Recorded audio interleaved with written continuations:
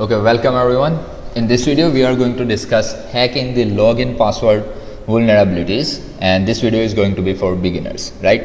So the level of video is going to be beginners, and I will be explaining everything step by step, including why we did something, what was the purpose of doing it, what was the logic behind it, what you should do when you encounter something else, right? So that's how we are going to do it. So let's just get directly into it. All right.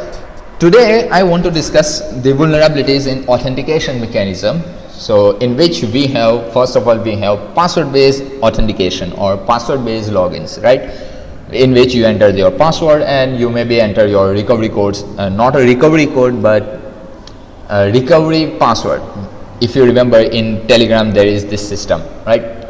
So in password based logins there is vulnerabilities such as website allows us to do a brute force, or even website has SQL injection vulnerability which we can exploit and bypass entire login system, right? In the brute force attack, there is username brute force and password brute force, and if the brute force protection has an issue, or the system which is protecting website against the brute force has a problem by which we can exploit that vulnerability and bypass the protection and continue our brute force, that's also we are going to see.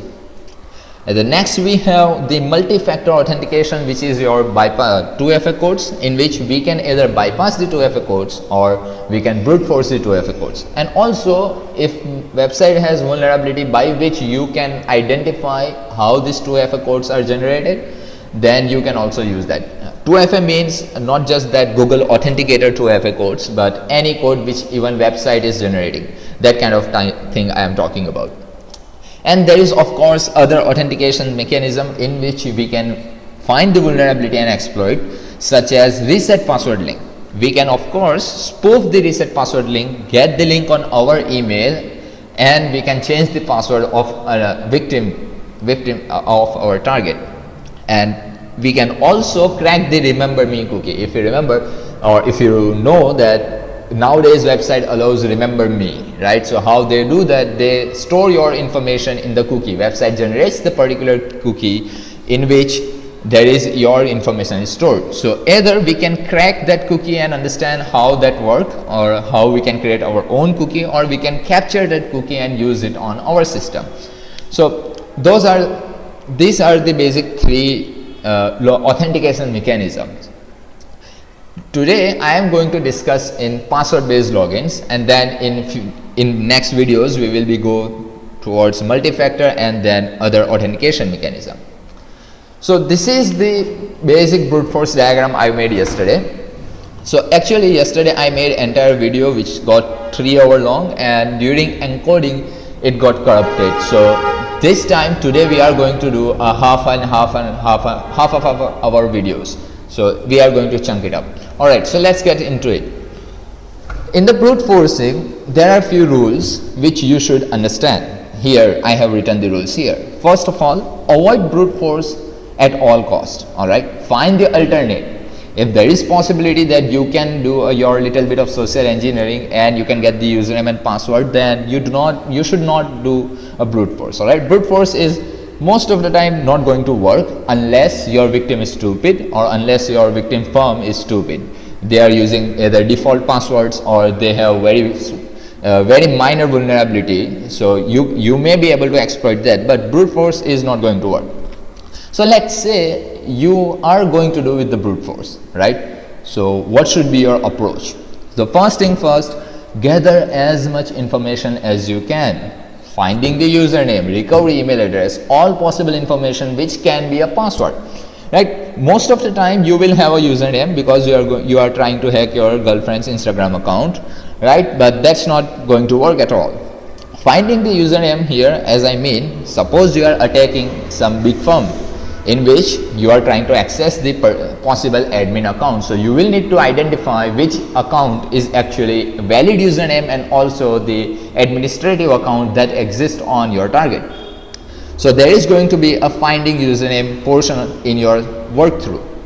Then recovery email address. The reason why I am suggesting recovery email address is because when we generate the reset password link, all right, what I have seen in current websites, right, I was using a Proton mail, and that at that time I saw that they ask you to enter the recovery email address, and then they verify that recovery email address for that particular username in their database, that the input and their database check is valid or not. If both are same, only then recovery link is generated, right? So if you are able to if you are able to gather the recovery email address, then it's very good. How you are going to do that, that's here I will explain there. So I am going to explain each and every step in the practical also, but right now just understand this basic theory, so you are aware that what we are doing and why we are doing, right? And the second thing, understand the login mechanism. Whatever login or whatever authentication mechanism you are trying to hack, you first must understand how that particular system or that particular mechanism is working. For example, what kind of error output you get when you enter a wrong input.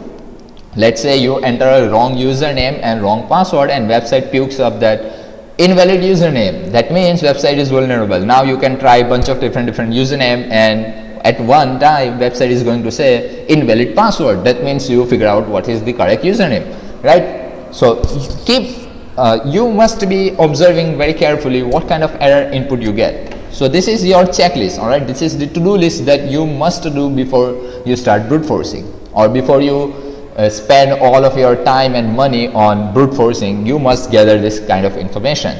Second thing is brute force or dictionary attack is possible or not? This is the thing you will need to understand, that whatever target you are trying to hack, does it have brute force protection? For example, if not, then why not? What's preventing it? And it is possible to bypass this prevention. If yes, then how? If no, then why not? So you will need to find these answers by looking at the website, figuring out, by messing around with the login page, and you will need to understand that. All right, and then based on those all of your answers, you will make a decision that whether you should continue to do a brute force or if you find another alternative way.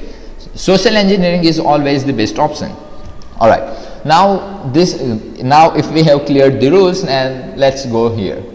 The username enumeration. What I mean here, that we are trying to find the possible usernames that exist on the website. Alright, so there is majorly two ways we can identify. First is going to be, of course, our open source intelligence or social engineering, whatever you say. Based on that, we can identify like how. Then we can actually do a quick look on epieos.com. This is kind of like a reverse looking. You can here search the email address and the phone number, and most of the information you will get about them, right? This is OSINT tool, so you will get a quick glance at your target. Second thing is scrape the website. All right, if the website has blog, then check the blogs, comments, admin support forum. There is of course going to be email address visible somewhere that you can find out that there is email address, that you may be able to find the username, or even in the comments, right? So scrape the website.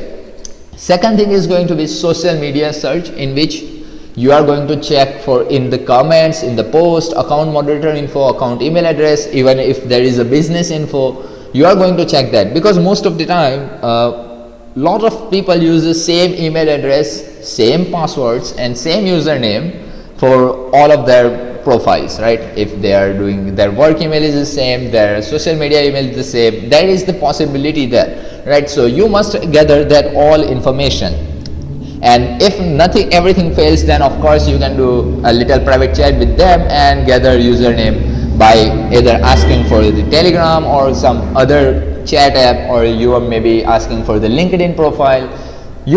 Basically what I am suggesting here is that you do a chat with them and you will gather the username, right? Or you will gather the other information by which you can even get the password, or you can even narrow down the password list, right? So that's there. This is going to be your OSINT. This is entirely depends on your skill levels and your social skill levels. So this is going to be there. And then we have from web vulnerabilities, right? So the place where you are going to log in at that's what I am talking about. So how you are going to do that? So mess around with the login inputs and see what kind of error messages you get, right? For example, you just create an account on the website, then log in and observe the request. What I mean, if you are beginner to Burp Suite, then you will not understand what I am saying, but let's just think as the whatever you are entering, right? So what kind of, how much time it takes to get to the login, how the request is being sent. If you don't understand this part, then don't worry, I am going to show you in the practical. But just for right now, let's say what I am saying is that observe the login request, right? Is there any difference in the wrong input and a right input, right? Of course, there is going to be a difference between wrong input and right input.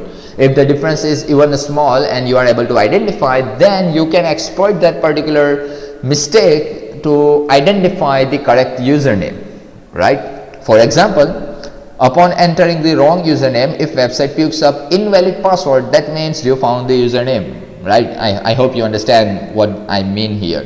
I will explain in the practical.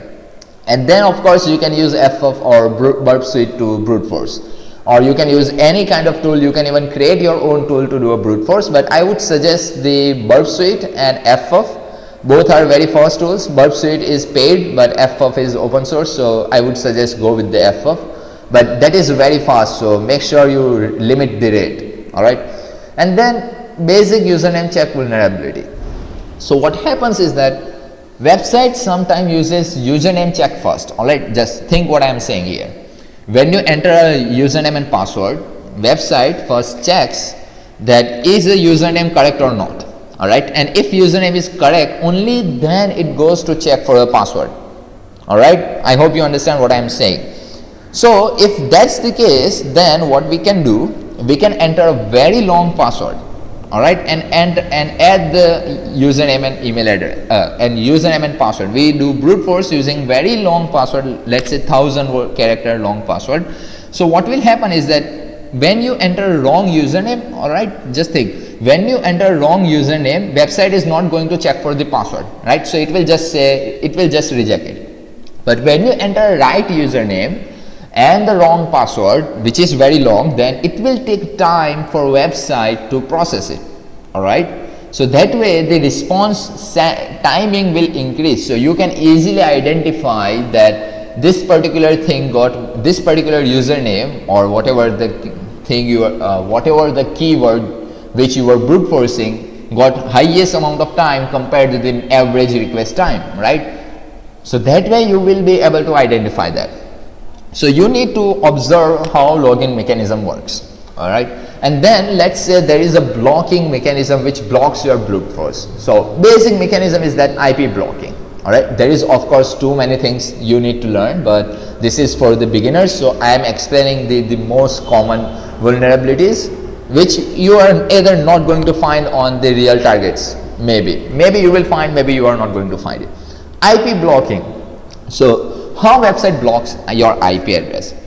If the developer of website is stupid, then he is going to use x forwarded for in the headers. All right, what x forwarded for is just that it checks for the IP address, but it not necessarily mean that it should be an IP address. You can type anything, you can type your name, you can type random numbers, and it will think it as a separate IP. So of course, so what you can do, you can change the headers each time when you do brute force, and your IP is unblocked, right? And then second mechanism is that blocking after X amount of failed tries, right? Let's say blocking after 3 failed tries. This way what we can do, we can add the correct login, the account we created, and our IP is unblocked. I hope you understand this part. Okay, and there is third vulnerability which I think you are not going to find it, but you may be able to find, which is sometimes website blocks IP only when on correct username wrong tries happens. All right, so let's say you are brute forcing, so website is not going to block your IP address. Okay, you on the wrong input, you do a long as brute force, you are running for an hour, it is not going to block it. But when you do a wrong tries on correct username, it will block it. Okay, this is very big vulnerability, because now you find out that this is the correct username, right? So I hope you understand this one. And there is of course lot of different vulnerabilities, but this is the basic, or this is the thing you should learn first. Okay, so now let's get into the practical directly. Of course, I cannot show you on the actual websites on the YouTube, so I am going to show you on the Potswigger lab. So this is the lab which we are going to access, and we are going to hack the login and password. Alright.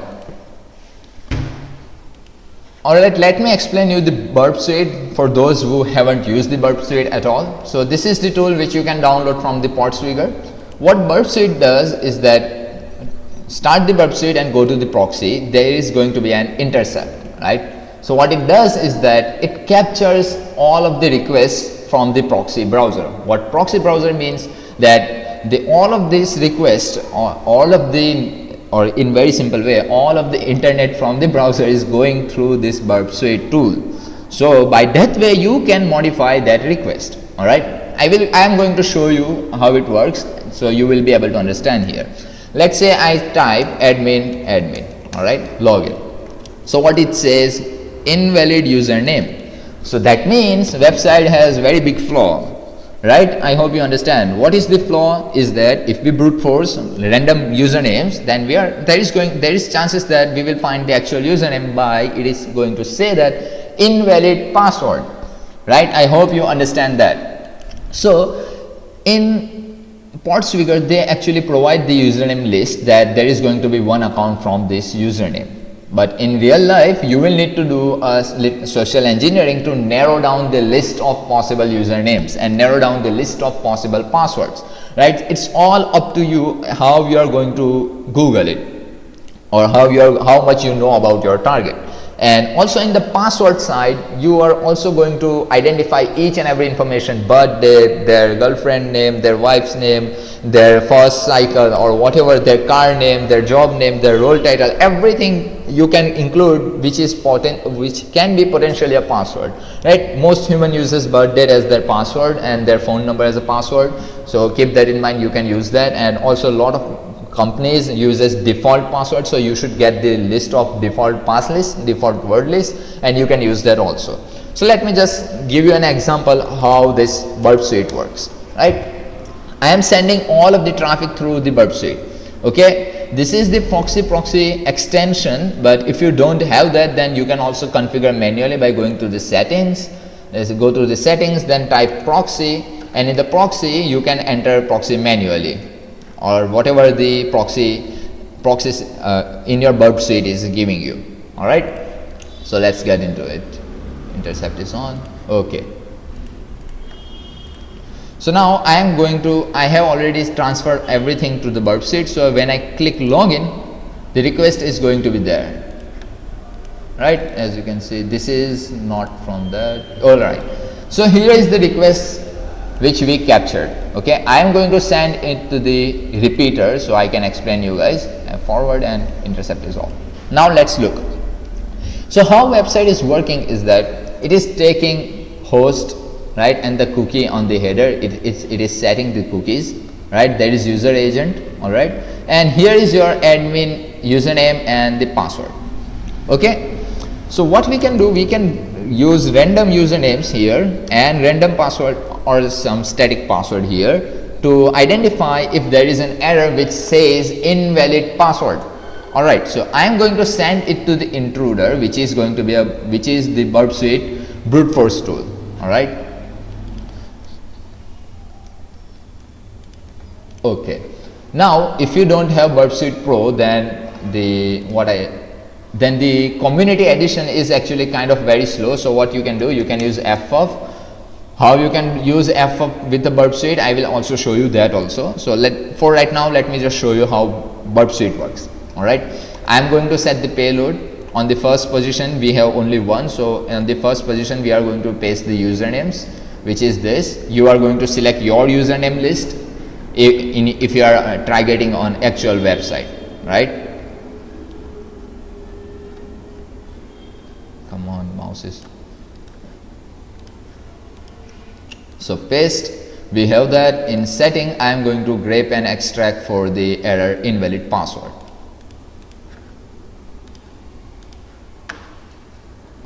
So if you are one of those who haven't used Burp Suite at all, then I would suggest just use it 2 or 3 times and you will learn it, and if not, then I will create another video if you want.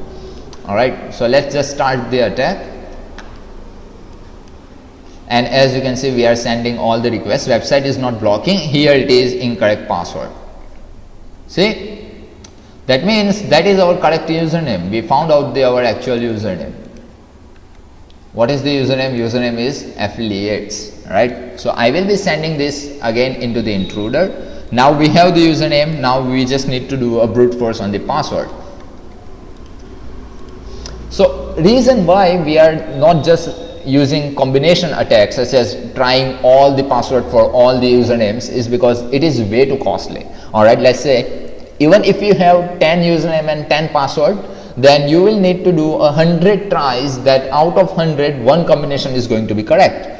But in your case you are going to have thousands and thousands of username, not a username but the password, like millions of password you are going to have, and just do a multiplication with the username into the password, then you will understand how much time and how much resources it will take, right? And you are potentially blocking your IP also there. So finding username is very important. Now in the password I am going to set the password from the official pass list that is given by the pod swigger. In your case I want you to Google what is the common password patterns, right? I want you to Google what is the common password patterns. That way you will be able to understand why Googling is very important. Okay, so we have set it. Let's start the attack.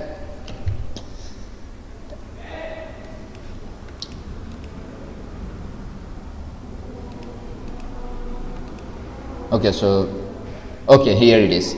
Hockey is our username. Alright, so we are just going to turn off the proxy where it is. If we log in here, affiliates and hockey,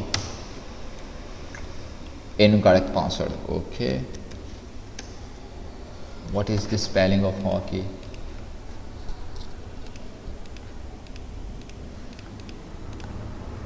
Hockey. Okay, Hockey. Now we of course logged in and we solved our lab, right? So in real life you are not going to find this easy, all right? You are not going to find that easy, but this is just to show you that you can do this way, all right? Now I want to also, yesterday I recorded all of this lab, right, including this user rate limiting. Yesterday I solved everything, but video got too long. So I am stopping video here, and in the next video we will start from here. All right. So it's already how long? Where is the time? Okay, it's already 22 minutes long. So we can also solve one lab also. We can solve one lab. So let's go with that. So now let's say we are going with new way. All right, let's say.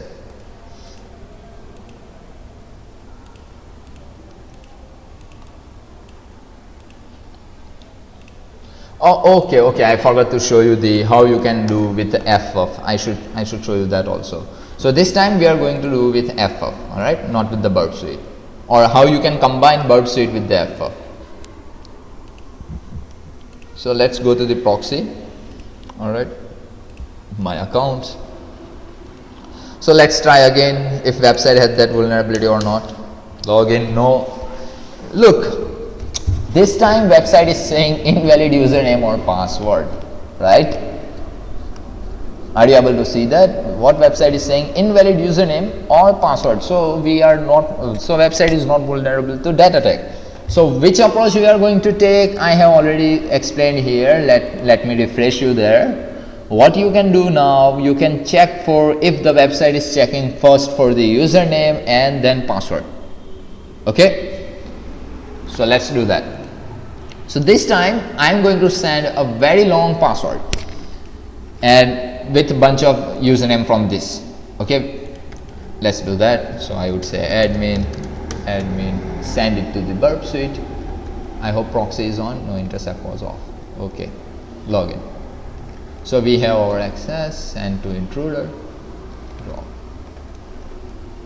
Now we have our request, and this time the problem is that website is not saying invalid password or username, right? So we need to find some other way. Okay, I shouldn't have dropped the proxy, but no problem. Copy to file, yes. So what you can do, you can copy this request. You will need burp suite to capture the request. You can copy this burp suite to request to the file, test request. Let's say I want to replace this one. All right, you can copy it, save, right? And how you can use with the ff, that I will show you. Okay, so let's say this is your test request, right? What you need to do if you want to use with the ff is that you just go there, rename here with the first word. Okay, what you can do, you can just rename it with the first, and everything, keep everything same. Now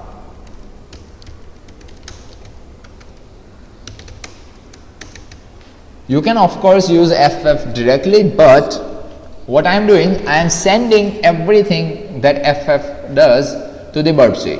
Reason why is that the community edition brute forcer in the burp suite is very weak. All right, it's very slow compared to the ff. So we are going to do that. If I hit the enter, you are going to see all of the requests we are going to have here. See, right? We are sending all of the requests here, and you can also see all of the response there. So you can do this way also if you don't have burp suite pro. But if you have, then it's fine. So let's get started with our normal way, which is going to be our intruder, and we are going back to our original task is that we cannot find the username that way. So what we are going to do, we are going to enter a long ass password, right? So I would just say 000, control C, control V. All right, we are trying, what we are doing is that we want to see if it takes time, right, compared to the normal. So let's just add this. Okay, and in the payloads we are going to set the username. Oh, what happened? Oh yes, this is passwords, this is usernames. Where is the usernames? Okay,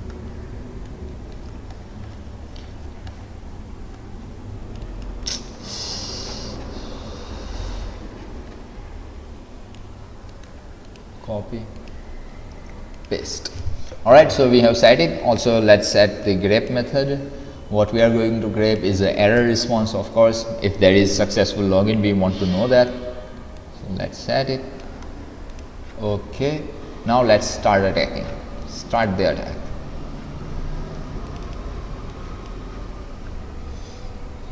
So attack is finished already. So let's just see. We can see the response time, right, and response received. Is there anyone who got the highest response? So ADF is there, but most of them are somewhat similar, right? It may have highest rate, but most of them are same. Okay, it start from here to here, so most of them are same. So let's check the error here. Yes, see, okay, see this one. Can you see this? In the error, that particular, where is this? He forgot to put dot, right? The developer forgot to put dot. That way we found out, see here, he forgot to put dot, or there is a trailing white space. Sometime happens when you are coding, you forget that. All right, so he forgot to put dot here. That way we identified that this is actual username. Okay, I hope you understand that, because we set two separate methods, right? So what you must give input, what should be the output on correct username and wrong password, and the wrong username and wrong password, right? So that time he forgot to put dot. So that way we can identify, we identified that. But if there was no, if that was not the case, all right, if he did not have dot here, then we are of course going to do with again entering very long password again and again. But website is checking everything at the same time. I think that's what going to happen. That's what's happening. Okay, so now we have username, which is alerts. So we are going to do a brute force on the password. Let's go here. I am going to do it on here. Okay, so add add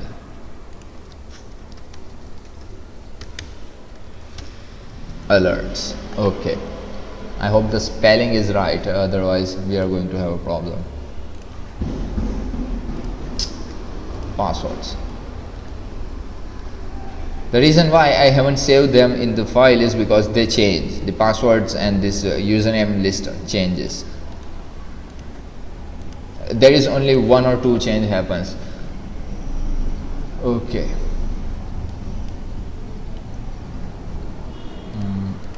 Yep. Okay, this is 921 987654321. Okay, so that's the password.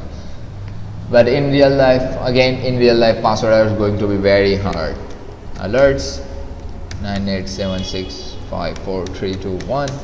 Enter, and we logged in.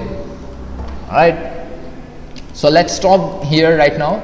I will do another recording with from here, okay, from this lab, and then we are going to do this, the IP block, then account log, yes, of course, then we have something, yes. Okay, so in the next video we will do 2 lab, and in again next video we will do 2 labs. All right, it's 31, yeah, so that's fine.